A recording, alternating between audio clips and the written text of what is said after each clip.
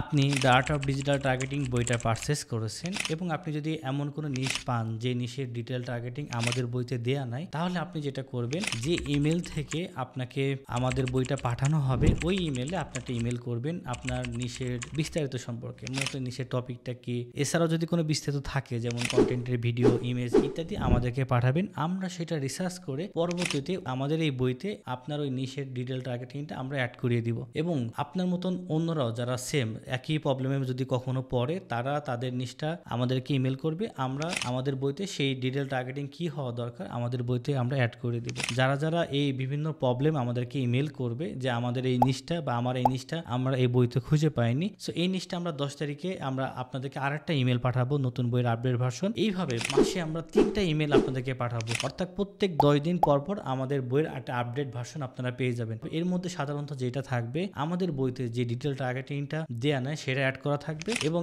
একই সার্ভিসের ভিন্ন ভিন্ন ভাবে কিন্তু ডিটেল টার্গেটিং সিলেক্ট করা যায়, তো সেটাও আমরা আস্তে আস্তে অ্যাড করতেছি। এবং এছাড়াও আমরা কিন্তু ফেসবুক মার্কেটিং স্ট্র্যাটেজি যেমন কিছু কিছু কৌশল আছে যে আপনি যেমন $20 খরচ করলেন, আপনি $20 কিভাবে 10,000 পেজ লাইক পাবেন, বা $50 কিভাবে আপনি 25,000 30,000 ফেসবুক পেজ লাইক পাবেন, এটা কিভাবে পাবেন, এই ধরনের কৌশলগুলো আমরা দেখানোর চেষ্টা করব। এবং এমনও কিওয়ার্ড পাবেন যেটা মনে করেন যে ফেসবুকের অ্যালগোরিদমে নাই। মনে করেন আপনি একটা ফিজিওথেরাপি অ্যাড ডান করবেন, আপনি লিখে যদি সার্চ করেন ফিজিওথেরাপি, কোনো কিওয়ার্ড কিন্তু আপনি পাবেন না। ফিজিওথেরাপিস্ট আছে আপনার কিওয়ার্ডের লিস্টে, কিন্তু ফিজিওথেরাপি নিতে আগ্রহী এমন কিওয়ার্ড কিন্তু পাবেন না। সেই ক্ষেত্রে আপনার কি ধরনের কৌশল অবলম্বন করা উচিত বা কি ধরনের ডিটেল টার্গেটিং সিলেক্ট করা উচিত, আমরা আমাদের বইতে আস্তে আস্তে এই সবগুলো বিষয় আমরা অ্যাড করব এবং অলরেডি কিছু জিনিস আমাদের অ্যাড করা হয়েছে এবং আমরা আস্তে আস্তে বাকি জিনিসগুলো আমরা অ্যাড করব।